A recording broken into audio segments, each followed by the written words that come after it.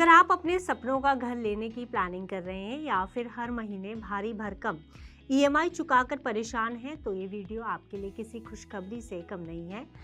इसलिए क्योंकि दिसंबर 2025 में आरबीआई की बड़ी राहत के बाद अब फरवरी 2026 में भी एक और इंटरेस्ट रेट कट की उम्मीद जताई जा रही है। मतलब साफ है कि एक बार फिर हम होम लोन सस्ता देख सकेंगे।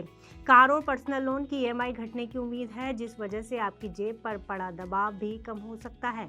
लेकिन कहानी यहीं खत्म नहीं होती है। कहानी का एक दूसरा पहलू भी है और दूसरा पहलू ये है कि रेट कट होने से जहां लोन लेने वालों के चेहरे खिलेंगे, वहीं एफडी में पैसा लगाने वालों की टेंशन बढ़ सकती है, क्योंकि कम होते इंटरेस्ट रेट्स का सीधा असर आपके एफडी रिटर्न पर भी पड़ेगा। तो कुल मिलाकर जहां एक तरफ आपको फायदा हो सकता है, तो वहीं दूसरी तरफ एफडी पर मिलने वाले रिटर्न पर नुकसान भी हो सकता है।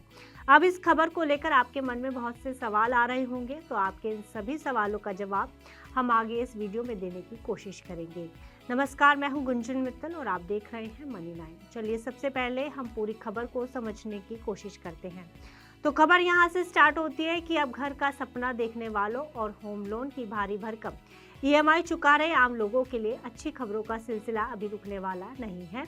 दिसंबर 2025 की मॉनेटरी पॉलिसी में मिली राहत के बाद अब फरवरी 2026 में भी आपकी जेब पर पड़ा बोझ और हल्का होने वाला है। और हम ऐसा इसलिए कह रहे हैं क्योंकि भारतीय रिजर्व बैंक यानी आरबीआई आने वाले दिनों में एक बार फिर आम आदमी को बड़ा तोहफा देने की तैयारी में है। दरअसल हाल ही में यूनियन बैंक ऑफ इंडिया की एक डिटेल रिपोर्ट पब्लिश हुई है। रिपोर्ट के मुताबिक आने वाले साल यानी फरवरी 2026 में होने वाली मॉनेटरी पॉलिसी कमेटी यानी एमपीसी की बैठक में आरबीआई अपने नरम रुख को बरकरार रख सकता है। वहीं उम्मीद ये भी जताई जा रही है कि आरबीआई अपने रेपो रेट में 25 बेसिस पॉइंट यानी 0.25% की रेट कट कर सकता है। अगर इस रेट कट से होने वाले फायदे की बात की जाए तो फिलहाल रेपो रेट 5.25% है। अगर रिपोर्ट का ये अनुमान सही साबित होता है और रेट कट होता है तो रेपो रेट घटकर सीधे 5% के लेवल पर आ जाएगा। यानी इसका सीधा असर आपके होम लोन, कार लोन और पर्सनल लोन के इंटरेस्ट रेटों पर भी पड़ेगा। रेट कट होने के बाद बैंक अपनी इंटरेस्ट रेट घटाएंगे, जिससे आपकी ईएमआई भी अच्छी खासी कम हो जाएगी और महीने के बजट में आपको बचत देखने को मिलेगी। अब सवाल ये उठता है कि आखिर आरबीआई लगातार रेपो रेट कम क्यों कर रहा है। तो रिपोर्ट में महंगाई की बात पर जोर दिया गया है। रिपोर्ट की माने तो महंगाई अब काफी हद तक कंट्रोल में है और कीमतों में ग्रोथ का दबाव कमजोर पड़ा है, जबकि आरबीआई ने भी कई मौकों पर माना है कि महंगाई की सिचुएशन अब उतनी डरावनी नहीं है। हालांकि रिपोर्ट में सोने की बढ़ती कीमतों पर भी बात की गई है। रिपोर्ट की माने तो सोने में उछाल से बड़ी महंगाई यानी करीब 0.5% को हटा दिया जाए तो इन्फ्लेशन रेट कम नजर आती है। हालांकि फरवरी 2026 में आरबीआई के लिए फैसला लेना आसान नहीं होगा, क्योंकि उसी टाइम कंज्यूमर प्राइस इंडेक्स यानी सीपीआई और जीडीपी के बेस ईयर में बदलाव होने वाला है। इन नए स्केल्स पर इन्फ्लेशन और ग्रोथ रेट के आंकड़े कैसे आते हैं, ये देखना खास होगा।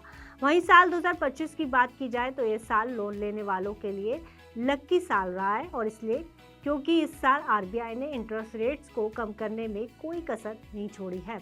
इस साल अगर आरबीआई के रेपो रेट कट की बात की जाए तो आरबीआई ने इस साल कुल 4 बार रेपो रेट कट किए हैं। पहला रेपो रेट साल की शुरुआत में यानी फरवरी और अप्रैल में 25 बेसिस पॉइंट की राहत दे दी गई थी। इसके बाद जून महीने में आरबीआई ने 0.5% की बड़ी रेट कट करके सबको चौंका दिया था, जिसके बाद साल के अंत में यानी दिसंबर में आरबीआई ने फिर से 25 बेसिस पॉइंट की कमी की, जिससे रेपो रेट घटकर अब 5.25% पर आ गया है। अब फरवरी 2026 में रेपो रेट कट के बाद ये रेट और नीचे जा सकती है, जो इकोनॉमी में कैश फ्लो को बढ़ाने और लोन की मांग को तेज करने में मदद करेगी।